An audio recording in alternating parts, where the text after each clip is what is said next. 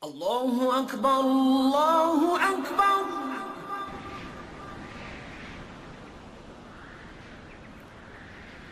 Allahu Akbar, Allahu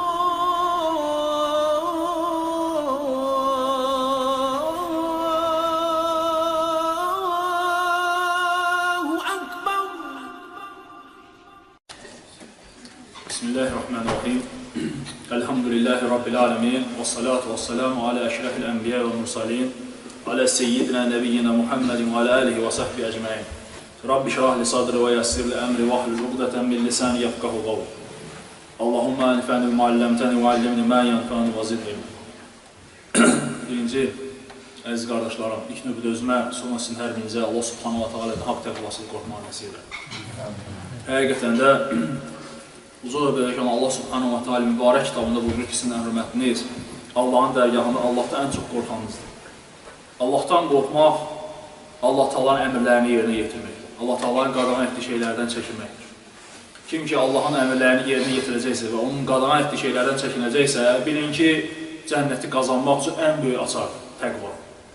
Ona görə də Peyğəmbərimiz sallallahu əleyhi və səlləm buyurur ki, Allah Taala deyir, Adəmin deyir, qaranın deyir ağdan, ağın qaradan, yəni Allah Peyğəmbər sallallahu əleyhi və səlləm insanları nəzərdə tutur. Yəni Allah Subhanahu taalanın dərgahında deyir, təqvası müstəsna olmalı heç bir üstünlüyü yoxdur.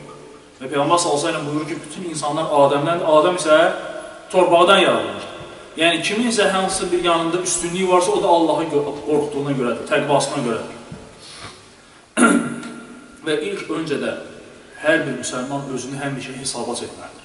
Sələflər hər bir zaman gecə yerlərinə girdikləri zaman, yataqlarına uzandıqları zaman özlərini hesaba çəkərdir. Allah Taala onları qiyamət günü hesaba çəkməmişdən öncə özlərini hesaba çəkərdi. Özlərini hesaba çəkərdilər ki, görün mən bu günləri nə etdim? Bu günləri mən Allah Taala'nın əmrlərini necə yerinə yetirdim? Peyğəmbər sallallahu əleyhi və səlləm buyurduqlarını necə yerinə yetirdim? Mən insanların haqlarını qoruya bildimmi bir müsəlman haqqında? Yoxsa bu günləri insanların haqqına girdim? O özünü mütləq hesaba çəkməlidir.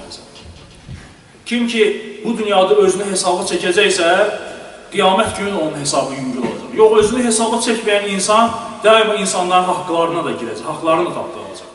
Ona görə də İmam Malik rahimehullahın çox gözəl bir sözü var, deyir ki, mən şəhərdə insanlar gördüm ki, onlar deyir, nöqsanlar, naqisliklər yox ididir onlarda. Lakin onlar deyir, insanların naqislikləri, nöqsanlarını araşdırmağa başladılar, Allah Taala deyir, özlərini nə etdi? Nöqsanlar əmələ gətirdi. Lakin deyir, mən şəhərdə insanlar gördüm ki, onlar nöqsanlar və naqisliklər içində idi, lakin onlar öz xətaları, öz naqisliklərini düzəltməyə başladılar və heç kəsin xətaları, səhvlərini araşdırmağa məşğul olmadılar və Allah Subhanahu taala da onları nə etdi? Xətalarını, naqisliklərini insanlara nə etdi? Unutturdu. Ona görə də əgər biz həqiqətən də oturub özümüzlə gecə-gündüz məşğul olsaq, Allah bizim heç kəsinlə məşğul olmağa, kimin də haqq hesab çəkməyə, kimsə səhvlərini araşdırmağa vaxtımız qalmaz. Çünki özümüz elə xətanın, günahın içərisindəyik. Yəni insan oturub öz həyatına baxsa, nəzər etsin nə qədər günahlar, nə qədər xətalı olduğunu görəcək. Peyğəmbər sallallahu əleyhi və səlləm də dua edərdi ki, Allah Taalaya Allahumma hasibni hisaban yasira. Yəni ya Rəbb, mənim qiyamət günü hesabımı yüngül et. Peyğəmbər sallallahu əleyhi və səlləm Allah Taalaya bu cür dua edir. Və yoldaşı Ayşə radhiyallahu dedi ki, ya Rasulullah, bəs yüngül hesab nədir qiyamət günü? Peyğəmbər sallallahu əleyhi və səlləm buyurur ki, yəni Allah Taala onun etdiyi əməllərindən dolayı onu hesaba çəkməyəcəkdir. Yəni onu sorğu-sual etməyəcək. Bax, yüngül haqq hesab bax budur qiyamət günü. Ona görə də hər bir müsəlman düşünməlidir ki, mən insanların haqlarını necə qoruyuram. Yəni mömin o kəsdir ki, Peyğəmbər sallallahu əleyhi və səlləm buyurur ki, onun əlindən və dilindən insanlar əziyyət çəkmir. İnsanlar salamatdadırlar. Lakin bu günləri mənim qeybətimi etdilər, mən də mütləq onun qeybətini etməliyəm. Mənim dalımca kimsə yalan danışır, mən də mütləq onun dalınca yalan danışmalıyam. Məni böhtan atıbsa, mən də ona böhtan atmalıyam. Bu cür sifətlər möminə, müsəlmana yaraşan sifətlərdir. Və bu günləri müsəlmanların içərisində nə üçün qeybət çoxalır, nə üçün yalanlar çoxalır, nə üçün böhtan çoxalır, bir-birlərin haqlarına girmək nə üçün çoxalır? Çünki biz özümüzlə məşğul olmuruq. Həmişə otururuq, ancaq onun bunun səhvlərini düşünürük. Hətta görürsən ki, bizlərə nəsihət olanda, hansı bir məclisdə, Heç kəs o nəsiyyəti özünə götürmür. Başdır axtarma görüm, bu kimə aiddir? Fikirləşən filan qardaş var idi, bu sözlər ona aiddir. Amma oturub insan özünü düşünsə ki, orada deyilənlər, dərslər hamısı mənim özümə aiddir. Vallahi ki, yenə dediyimiz kimi insanın başqalarının səhvləri, xətaları üzərində düşünməyə vaxtı qalmaz. Ancaq oturar, özü haqqında düşünər, öz xətalarını etməyə, düzəltməyə çalışar və ona görə də Allah qarşısına etməyə, tövbə etməyə çalışır. Və inşallah bu günləri Allah Subhanahu izni ilə ruzi barəsində danışacağıq. Ruzi barədə mühüm olan xatırlamadır və bu hər bir müsəlmana həyatı boyu lazım olacaq bir xatırlamadır ki, hansı ki, bu bölgünü alimlər qoyublar, Quran və sünnəyə əsas olaraq və bu ruzi barədə olan bu bölgüləri, yəni bu bölümləri bir müsəlman yadda saxlayıb, onlara həqiqi şəkildə əməl etsə, vallahi ki, o insan qəlbi həmişə mutmain olacaq. O insanın qəlbi hər bir zaman rahat olacaq. Allah Teala ona verdiyi zaman da rahat olacaq, Allah Teala ondan aldığı zaman da qəlbin olacaq, rahatlıq içərisində olacaq. Ona görə də birinci növbədə alimlər qeyd edirlər ki, ruzi barədə mühüm olan xatırlamalardan bilginən ki, əziz qardaşım, ruzi yalnız Allahdandır. Yalnız və yalnız Allah Subhanahu Taala'dandır. İnsanlar hansı yer üzündə onlar vasitə şəkilində o ruzi sənə pullar, zatlar, mal, dövlət sənə gəlib çatır, bilginən ki, onlar hamısı nədir? Səbəblərdir. Yalnız və yalnız səbəblərdir. Ona görə də Peyğəmbər s.ə.v İbn Məsud deyir ki, doğru sözlü və doğru sözlü təsdiq olunan Muhammed s.ə.v buyurdu. Həqiqətən də sizdən birinizin yaradılışı onun anasının bətnində 40 gündür nütfə şəklində olur. Sonra bu müddət qədər, yəni 40 gün şəklində aləqə şəklində olur. Sonra Peyğəmbər s.ə.v buyurur ki, mudğa şəklində olur. Yəni bu, insanın nütfənin ana bətninə düşəndə onun 40 gün müddətindən sonra o formalaşdığı bir haldır. Peyğəmbər s.ə.v buyurur. Və deyir ki, artıq deyir, Allah Subhanahu bir ruh göndərib ana bətninə və o ruh həmin o uşağa ruh üfürməklə və ona 4 dənə şeyə yazmaqla əmr olunur. Və Peyğəmbər s.ə.v buyurur ki, ana bətnində mələk ona 4 dənə şey yazır. Onun ruzisini, onun əcəlini, onun əməlini və bir də onun bu dünyada xoşbəxt olub və yaxud bədbəxt olduğunu yazır. Bu 4 dənə şey Peyğəmbər s.ə.v buyurur ki, ana bətnində yazılır insana. Yəni, insan bilməlidir ki, necə ki o ölümü Allah Teala ona həyat verir bu dünyada, 50 il, 60 il, 70 il, nə qədər verirsə yaşamağı, o qədər də yaşayacaq. Nə bir gün artıq, bir saniyə də bir saniyə gec. Vaxtı çatan kimi qədərlə Allah Teala onun canını alacaq. Eyni də ruzi də ona yazılır. Eyni də ruzisi də onun üçün o cürünə yazılır. Nə yazılıbsa onu da alacaq, ondan nə artığını alacaq 1 manat yuxarı, nə də 1 manat aşağı alacaq. Və Allah Subhanahu Teala Quran-ı Kərimdə buyurur ki, Allah Teala buyurur ki, de, sizə göydən və yerdən ruzi verən kimdir? Qulaqlara və gözlərə hakim olan kimdir? Ölüdən diri çıxaran, diridən də ölü çıxaran kimdir? Bütün işləri yoluna qoyan kimdir? Onlar deyəcəklər ki, Allah Subhanahu Teala'dır. Başqa ayətdə Allah Teala buyurur ki, yer üzündə elə bir canlı yoxdur ki, onun ruzisini Allah verməsin. Allah onların qərar tutduqları yeri də, qorunub saxlandıqları yeri də bilir. Bunların hamısı açıq aydın yazıdadır. Yəni Allah Teala bu ayədə buyurur ki, yer üzündə elə bir məxluq, elə bir canlı yoxdur ki, Allah Teala onun ruzisini etməsin, verməsin. Allah Subhanahu Teala hər bir kəsin nədir? Ruzisini verir.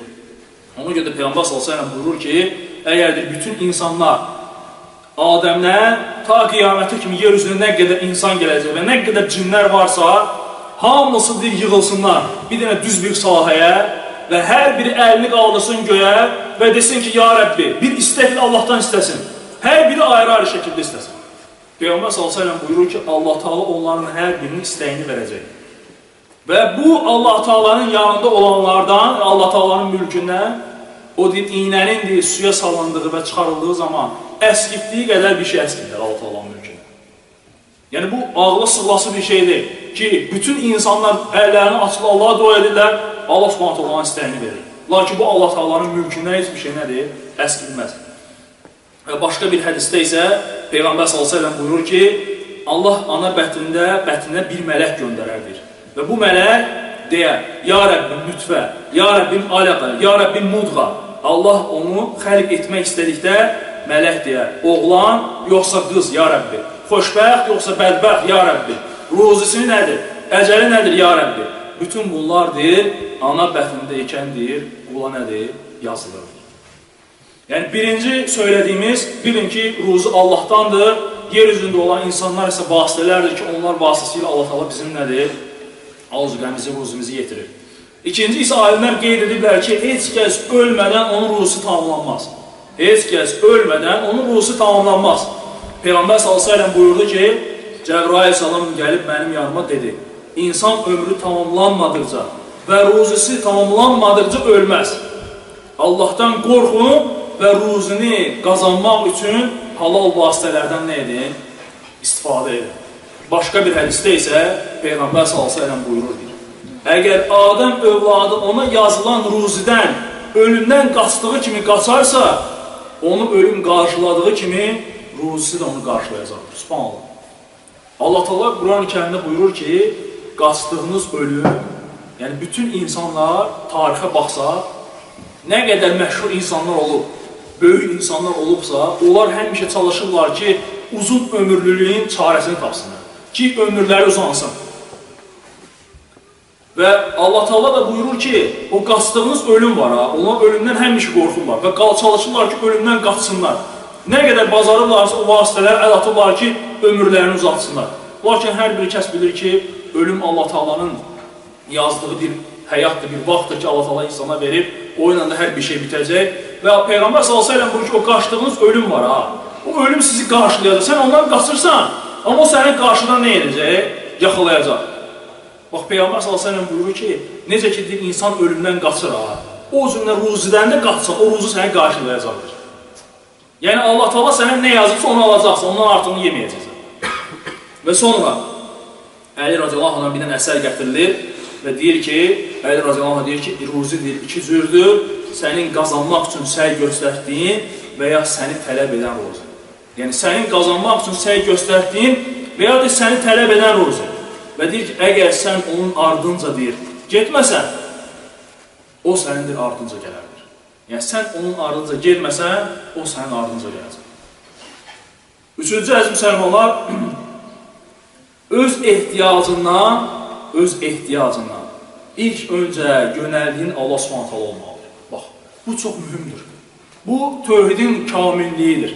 Bir qulun tövhidinin kamilliyidir. Çox təəssüflər ki, bu günləri müsəlman hər hansısa bir ehtiyaca düşür. Hər hansı belə deyək ki, pul ehtiyacı olur, borcu olur ki, məsələn. Başlayıq telefonu götürürük, qardaşların telefonlarını, qohum əqrabanın telefonlarını bir-bir baxırıq adlara. Hə, bax, buna zəng gelib, bundan borc pul almaq olar. Bütün qardaşları gezirik, bütün qohumları gezirik, heç kəsdən pul tapmadıqda, əlacımız hər bir dənə şeylə kəsiləndən sonra yadımıza düşür ki, hə, Allah, indi əllərimizi qaldırır, başlayır Allah'a dua eləmək. Ay Allah, bizə kömək elə, bizi bu ehtiyacdan, bu sıxıntıdan tutar. Lakin mömin birinci kimə yönəlməlidir? Allah Subhanahu taala. Mömin ilk yönəldiyi, üst tutduğu Allah Taala olmalıdır. Birinci Allah'a yönəlməlisən, Allah Subhanahu taala'dan yardım istəməlisən, ondan sonra Allah Taala'nın yer üzündə olan məxluqlarından, yəni qullarından nə etməlisən? Kömək istəməlisən. Ona görə də bu da tövhidin kamilliyidir ki, insan ilk növbədə Allah Subhanahu taala'ya yönələr. Baxın görün Peyğəmbər s.ə.v necə gözəl bir hədisdə buyurur. Deyir ki, baxın görün nə buyurur. Deyir ki, Peyğəmbər s.ə.v buyurdu, kimə bir ehtiyac üz verərsə, baxın, və o bundan ötürü insanlara yönələrsə, onlar onu bu ehtiyacdan qurtarmağa kömək edə bilməzlər. Subhanallah. Onu bu ehtiyacdan qurtarmağa kömək edə bilməzlər. Kimə bir ehtiyac üz verərsə və o bununla Allaha yönələrsə, Allah Subhanahu taala yardım edir. Allah Subhanahu taala'nın quluyuq. Və etiraf edirik ki, hər birimiz ki, biz Allahın quluyuq. Biz Allahın mülküyük. Yaxşı, sən Allahın mülküsənsə, Allahın qulusansa, niyə görə özün kimi bir aziz qula yönəlirsən? Yönəlir birinci Allaha da. Əllərini qalda birinci Allahdan istə. Deyirən, ya Rəbbi, mənə yardımcı ol bu işdə. Sələflər olub ki, Peyğəmbər s.ə.v dövründə, sahabələr olub ki, heç kəsdən heç bir şey istəməzdir. Hətta Peyğəmbər s.ə.v onlara beyyət elətdirir ki, mənə and için və söz verin ki, insanlardan heç nə istəməyəcəksiniz. Hətta gəlib ki, əllərindən qamçı düşərdi yerə, xahiş eləməzdi ki, qardaşına ki, qardaşım qamçını verdi mənə. Düşərdi, özü götürərdi. Düşərdi, özü götürərdi. Məsələn, bu telefonun düşdüsə yerə, əyilib özü götürərdi. Deməzdi ki, xahiş eləm, onu vermədi. Ona görə də sələflər hətta buyurmaq var, ha. Kiməsə hər hansı bir işi buyurursan, məsələn, mənə oradan çörək ver, mənə oradan su ver və ya filan şey ver, bunu bəyənməzlər kimi. çalışarlar ki, özləri nə etsinlər, onu yerinə getirsinlər. Ona görə də Allah Taala şahid edir ki, insanlardan heç nə istəmə, istə ondan ki, qapıları hər zaman açıqdır. İnsan qəzəblənir ondan istəyəndə, Allah isə qəzəblənir ondan istənilməyəndə. Həqiqətən də bu belədir. Allah Taala qəzəblənir sənə ki, mənim qulum niyə məndən istəmir? Amma insan qəzəblənir ki, sən gəlib onun qapısını döyürsən, hər dəfə ondan borc pul alırsan. Ona görə də müminin tövhidinin kamilliyidir ki, ilk öncə Allah Subhanahu Taala nə etsin? Yönəlsin. Dördüncü əziz müsəlmanlar, ruzini halal yolla qazanmaq lazımdır. Bu çox mühümdür ki, insan, müsəlman ruzini qazanmaq üçün çalışmalıdır ki, halal yollardan istifadə etsin. Və deyir ki, Peyğəmbər s.ə.v buyurur ki, insanların üzərində elə bir zaman gələcək ki, artıq heç kəsi maraqlandırmayacaq. Onun qazancı halaldır, yoxsa haram. Ona görə Peyğəmbər s.ə.v buyurur ki, insan qəbrə qoyulanda ilk çürüdüyü orqan onun qarnıdır. İlk çürüdüyü onun qarnıdır. Nə üçün? Çünki loxmanı yiyəndə birinci qarnına gelir. Ona görə. Ona görə Peyğəmbər s.ə.v həmişə müsəlmanlara, sahabələrə, ümmətinə əmr edərdi ki, halal loxma yesinlər. Əllərinin zəhməti ilə yesinlər. Və halal loxma yemək duaların qəbulu üçün nədir? Böyük səbəblərdən, birinci səbəblərdəndir insanın halal yeməsi. Amma haram yemək, haram içmək, haram geymək isə duaların qarşısını alan ən böyük səbəblərdən nədir? Biridir. Ona görə də Peyğəmbər s.ə.v həmişə qazancda Allah Taala'ya dua edərdi ki, xeyirli qazancın gəlməsi üçün. İbn Abbas radiyallahu anh deyir ki, Peyğəmbər s.ə.v bu dua ilə daima Allah Taala'ya yönələrdir. Ya Rəbbim, pis qonşudan deyir, sənə sığınıram. Sənə sığınıram, deyir ki, saçlarımın tez ağarmasına səbəb olacaq qadından deyir, sənə sığınıram. Məni əmr edəcək övladdan sənə sığınıram.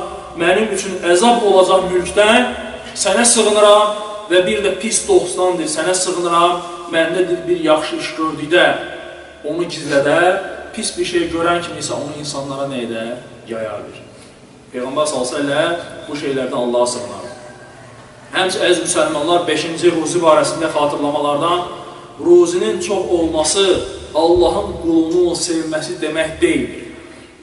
Ruzinin çox olması, bir kimsənin varının, dövlətinin çox olması, pulunun çox olması, ona hər zaman pul, var, dövlətin gəlməsi o demək deyil ki, Allah Taala onu sevir. Ona görə də fikir vermişsiniz, insanlar içərisində belə bir misal çəkin. Nə üçün pis insanlar çox yaşayırlar? Nə üçün pis insanların pulu zadı həmişə çox olur, amma kasıb həmişə başına bəlalar gəlir, müsibət gəlir, az yaşayır, kasıbdır. Bu müsəlmanlar arasında, yəni cahil insanlar arasında gezən söhbətlər. İndi baxın, görün Peyğəmbər s.ə.v nə olur?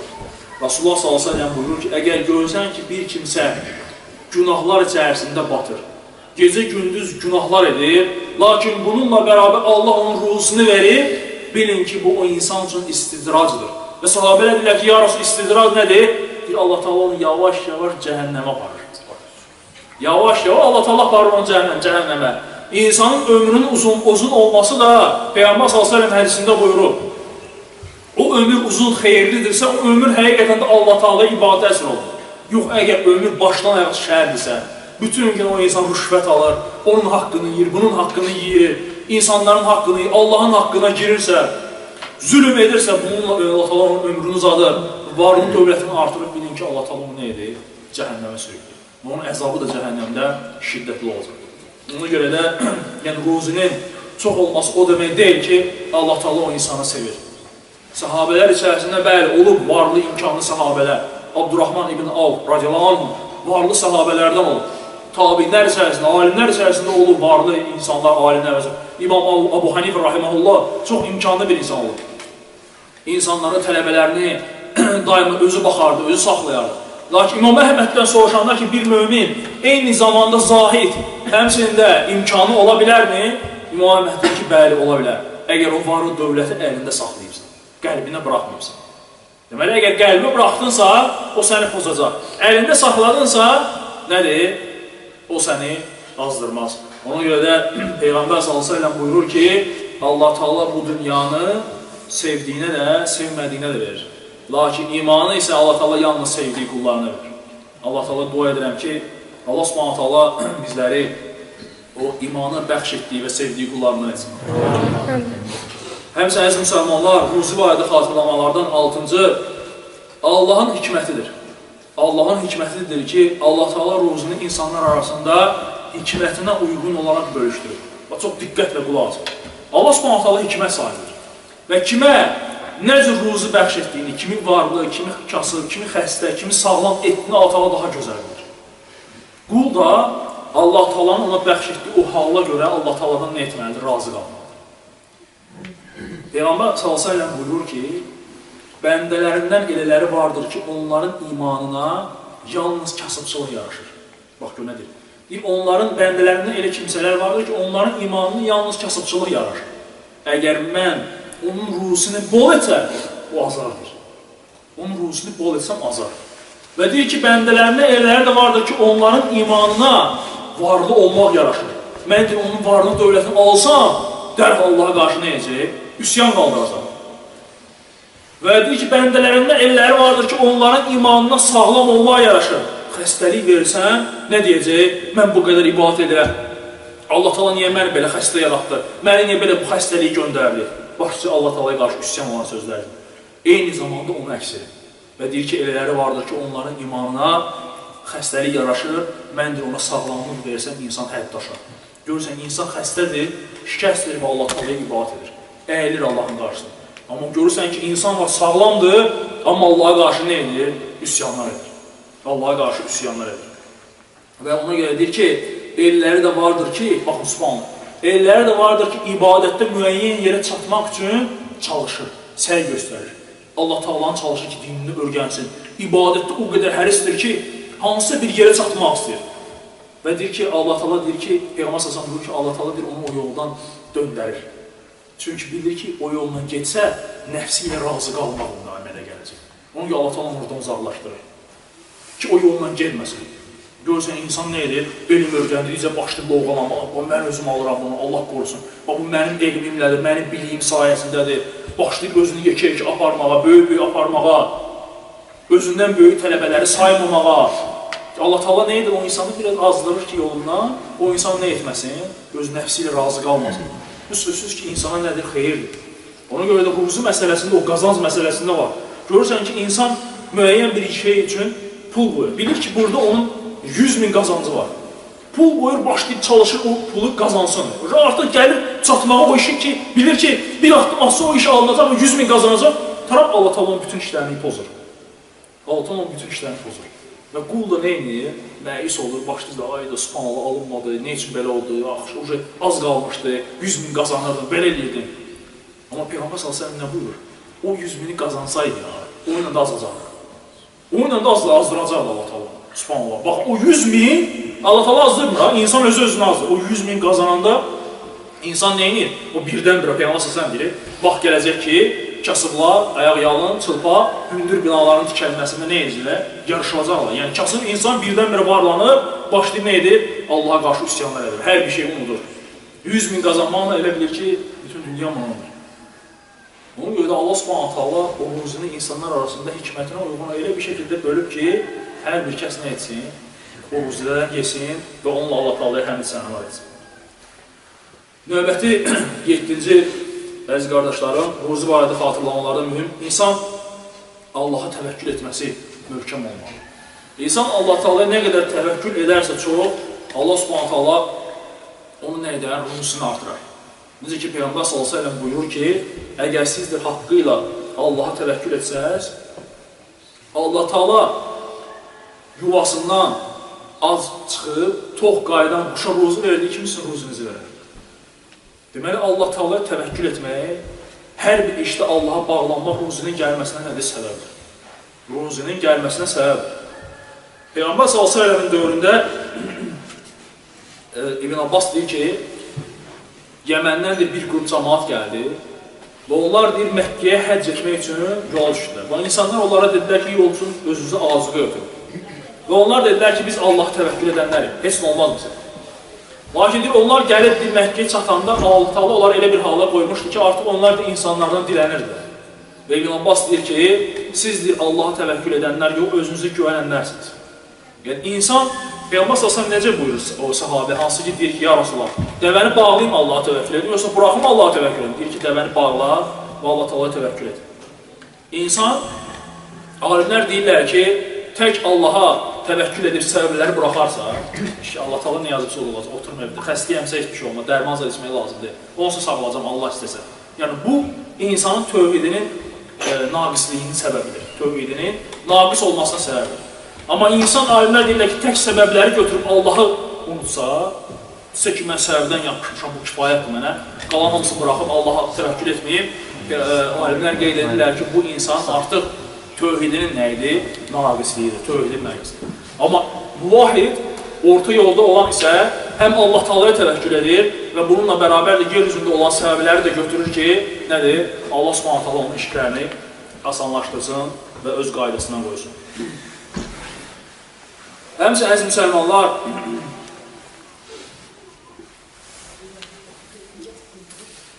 ruzu barədə olan xatırlamalardan 8-ci, alimlər deyirlər ki, həqiqi zənginlik, əgər həqiqi mülk, var, dövlət axtarırsansa, bilgin ki, həqiqi zənginlik insanın qəlbinin nədir? Zəngin olmasıdır.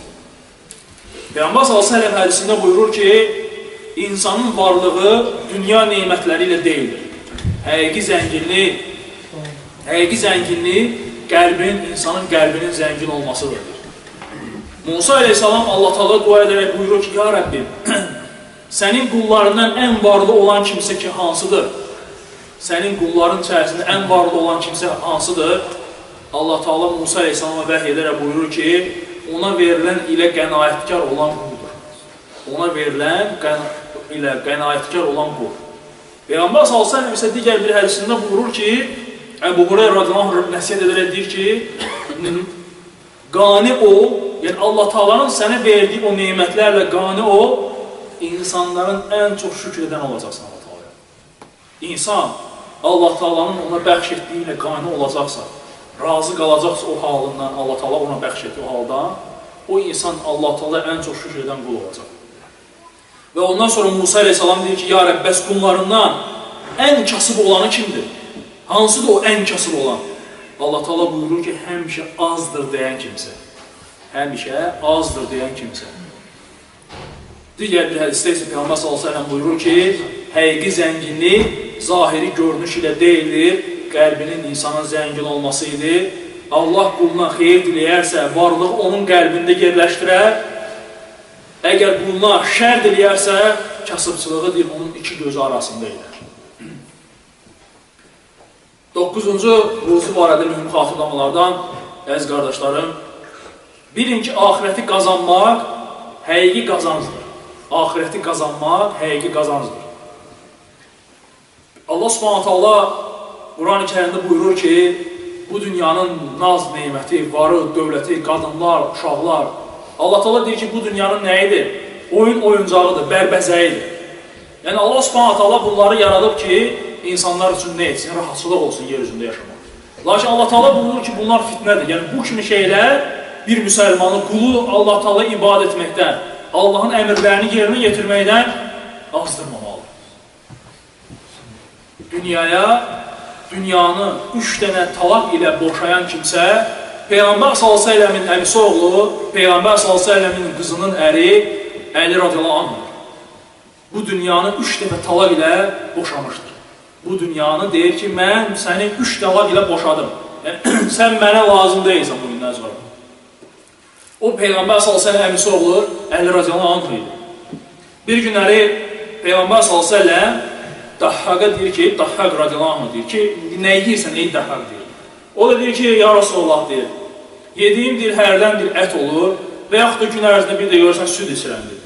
Peyğəmbər s.ə.v buyurur ki, bəs yedikdən sonra onlar deyir, hara gelir? Sahabə deyir ki, ya Rasulullah, hamımıza məlum olan, yəni insanın bədəninə xaric olur, ayaq yoluna gedir. Peyğəmbər s.ə.v buyurur ki, həqiqətən də Allah bu dünyanı Adəm övladının yeyib xaric etdiyi şeyə bənzətmişdir. Allah Teala bu dünyanı Adəm övladının yeyib xaric etdiyi bir şeyə bənzətmişdir. Vallahi yiyib, stolun üzəri nə qədər olur, toya gedirik, neymətlərlə doludur halal neymətlər. Evdən çıxanda hamımız bilir ki, gedəcəm toya, sökəcəm orada. Evdə də gəlirsən toya dost qardaşlar, deyirsən ki, bütün günü yeməmişəm, gözləyirəm axşam toyu. Və vallahi gəlib oturursan, bir tikə salat yiyirsən, bir tikə ondan yiyirsən, qarnın doyur. Rəng-bərək, stolun üstü dolu, hər cürə soğuk, hər cürə salat, Allah'a and olsun bir dənə yiyirsən, nəfsin doyur. O da yediyin şeydə, o cürə gözəl olan şey, sonra nəyə dönür? Üzr istəyirəm. Mundar olub çıxıb gedir. Bax, dünya da bax belədir. Allah Subhanahu səni verir, nədir Peyğəmbər nədir? Dünya deyir, şirindir, dadlıdır. İnsan çalışır ki, qazansın. Ona görə Peyğəmbər sallallahu buyurur ki, insana bir bağda dolu qızıl versən, deyəcək bir dənə verir. Yenə də versən, deyəcək yenə də verir. İnsan gözü doymur axı. Peyğəmbər sallallahu deyir, onun gözünü ancaq nədir? Torpaq doyduracaq. İnsan öləndə sağ çinin üstü bastırırlar, üzünə də belə torpaq qoyurlar ki, yəni doydun. Rayonların əksərində deyirlər, torpaq da vururlar üzünə ki, yəni doy. Həqiqətən də bu belədir. İnsan gözü doymur. Nə qədər versin, deyəcək azdır. Amma Allahdan qorxan qul isə nə edəcək? Qəlbi Allahla zəngin olsun. Allahın əmrləri ilə zəngin olsun. Dünyanı isə o əlində saxlayır. Dünyanı qəlbinə bıraxmır. Həmçin ruzi barədə mühüm xatırlamalardan 10-cu və inşallah deyir ki, axirət üçün çalışana, baxın, kim ki axirəti üçün çalışacaqsa, Allah Subhanahu taala ruzinin qazanılması onun üçün nə edəcək? Asanlaşdıracaq. İnsan var, səhər açılandan düz axşama kimi fikirləşir ki, necəyim, bugün pul qazanır. İnsan var, səhər açılandan düz axşama kimi düşünür ki, necəyim, mən Allah Taala'nın razılığını qazanır. Peyğəmbər sallallahu əleyhi və səlləm buyurur ki, kimin dərdidir, axirət dərdi olarsa, kimin dərdidir, axirət dərdi olarsa, Allah Taala bir varlığı onun qəlbində edəcək. Baxın, görün, sonra nə deyib Peyğəmbər sallallahu əleyhi və səlləm? Dünyanı istəmədiyi halda Allah Taala dünyanı onun qarşısına zəll olaraq gətirəcək. Osmanlı, dünyanı istəmədiyi halda Allah Taala dünyanı onun qarşısına zəll olaraq gətirəcək. Peyğəmbər sallallahu əleyhi və səlləm dövründə yaşayan sahabələrin həyatını yəqin ki, əksəriyyətiniz oxumusunuz. Sahabələr çox kasıb halda yaşayır. Hətta Əbu Hurayra radiyallahu anh deyir ki, qarnımıza daş bağlayardı aclıqdan. Əbu Hurayra radiyallahu anh deyir ki, elə vaxt oldu ki, aclıqdan yerə yıxılırdım, qıvrılırdım belə. Yoldan keçən elə bilirdi ki, dəliyəm, uzanmışam yerə. Ağrıdan, acına, aclıqdan sancılar oldu qarnı. Əbu Bakır radiyallahu anh evindən çıxardan nə idi? Aclıq idi. Öməri evindən çıxardan, Osmanı evindən çıxardan nə idi? Aclıq idi. Bir kəsə süd tapırdı, Peyğəmbər dua edirdi, hamısı onunla içirdi, onunla da bəs edirdi. Lakin onların nə var idi? Allah qorxusu var idi. Onlardan heç biri demədi ki, ya Rasulullah, bəs də bu qədər aclıq.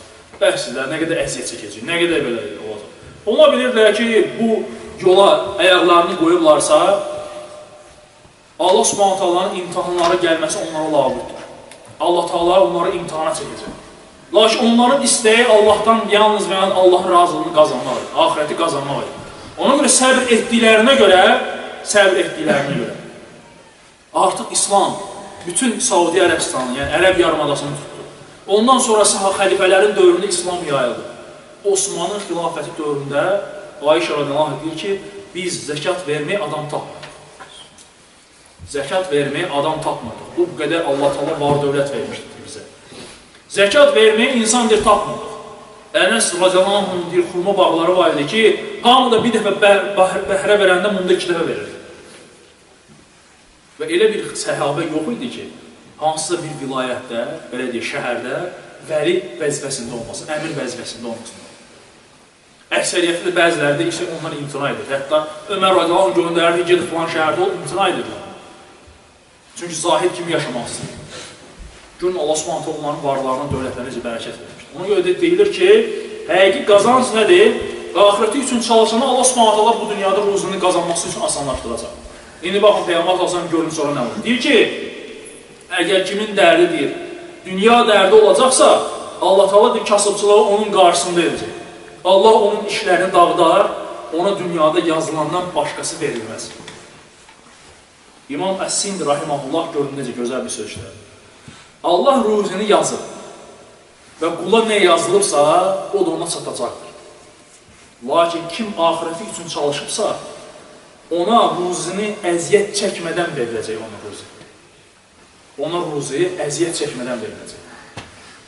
Allah üçün çalışır, Allah üçün ibadət edir, Allah Subhanahu taala onun ruzisini verir.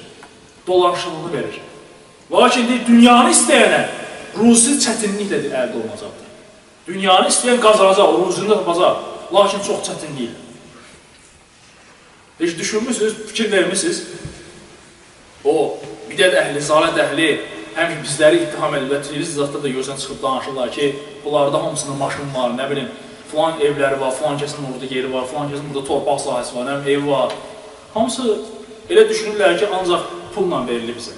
Çünki o cürlə insanlar hər bir şey pulla alıblar deyənə, özləri də hər bir şey pulla edirlər deyənə, onu elə bilirlər ki, hər şey elə, bunları da deyən pulla. Amma daha düşünürlər ki, subhanallah, Əhl-i-Sünnə və Cəmaət cavanları Allahın dinini yaşamaq üçün, Peyğəmbər əmrlərinin yerinə yaşamaq üçün bütün varları ilə səy göstərirlər, çalışırlar. Bütün hər bir şey, hər bir istəyi ilə çalışır ki, Peyğəmbər s.ə.v əmrlərinin yerinə yetirsin.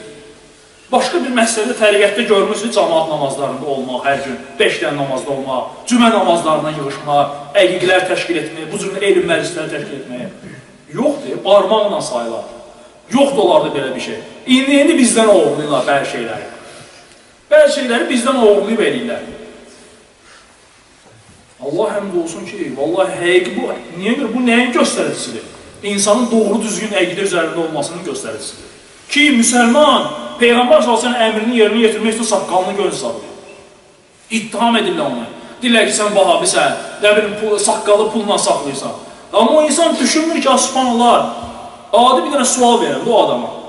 Hər hansısa bir Peyğəmbər deyəndə və yaxud da hər hansı bir imam deyəndə sən saqqalsız, üzü qırxılmış adam təsəvvürlə gəlir gözün qabağına. İnsana Peyğəmbər deyəndə insanın gözün qabağına nə gəlir təsəvvürünə? Saqqallı bir insan gəlir. Və bu Peyğəmbər s.ə.v əmridir. Niyə görə hansı bir mütrif müğənninin belə deyək də, onun kimi geyinib yaşamaq olar, saçı, şalvar kesik buradan, oradan kesik, o cümlə geyinib yaşayan, nə bilim, hansısa bir idmançıya baxırdı ki, mən o idmançı kimi olmaq istəyirəm, ona oxşamaq istəyirəm, həyatımı onun kimi qurmaq istəyirəm, onun fanatı olmaq olar. Onsuz problem yoxdur. Amma dinin fanatı olanda saqqal saxlayırlar, bunlar fanatikdirlər. Qoy desinlər, mən fanatikəm, mən Peyğəmbər s.ə.v-in fanatikəm. Saqqalımı saxlayıram, şalvarımı da qısaltmışam. Niyə görə ən gözəl insanın fanatı olmaq olmaz? Ən yaxşısı odur da, Peyğəmbər s.ə.v-in tabi olmaqdır. Onun əmrlərini yerinə yetirməkdir. Ona görə, əlhamdülillah, görürsən ki, Əhl-i-Sünnə cavanları necədir? Hər istələri, qardaş, yaşamağa Allahın dinini. Ən balaca bir sünnət olsun, çalışırlar ki, onu yerinə yetirsinlər. Amma onlarda elə deyil. Onlarda elə deyil. Onların o namazları da elə necə gəldi, əyilib durma adamca, vəssalam. Ona görə də bu doğru düzgün yolda olmağın nəyə də göstəricidir. Bu Peyğəmbər s.ə.v-in sünnətinə tabi olmağın göstəricidir. Ona görə də hər biriniz qardaşlar bu ruzu barədə olan bir qısa bir nəsiyyət idi hamımıza. Hər bir müsəlman çalışmalıdır ki, Allahın və Peyğəmbər əmrləri ən birinci önündə, gözünün önündə olmalı. İkinci planda olmamalı. Görürsən ki, çox təəssüf ki, bütün gün işləyirik, axşam gəlir, açırıq Quranı, bir vərək, bir səhvə, 10 ayı oxuyuruq, yuxu tutur bizi yatırır. Və yaxud da qardaşlar zəng edirlər ki, mən kitab oxuyuram, yuxum gəlir, yatıram. Nə bilim, Quran oxumaq istəyirəm, yuxum gəlir, yatıram. Sən axşam saat 12-yə Quran oxumağı saxlayanda yuxum gələcək də qardaş. Sən gəlir, gün ərzində onu eləsən, da axşama niyə saxlayırsan? Və yaxud da kitab oxumağı niyə gecə saat 12-yə saxlayırsan ki, yuxum gəlsin?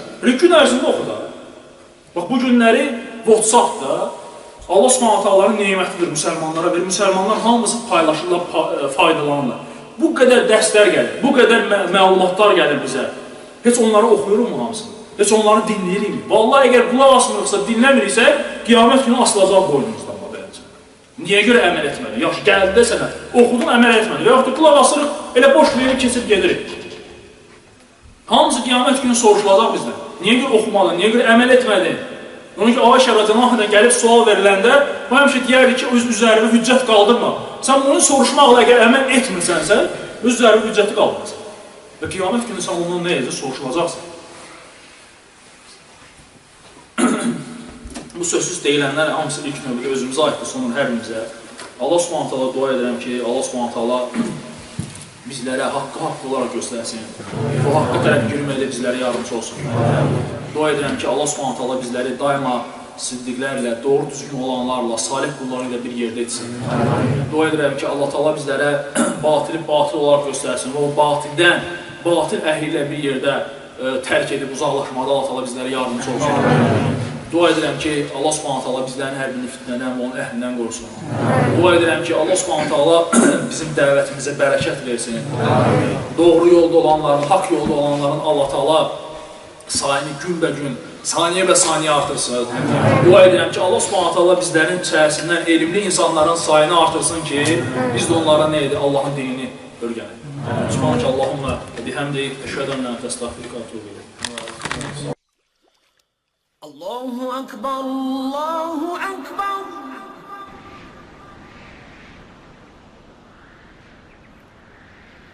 Allah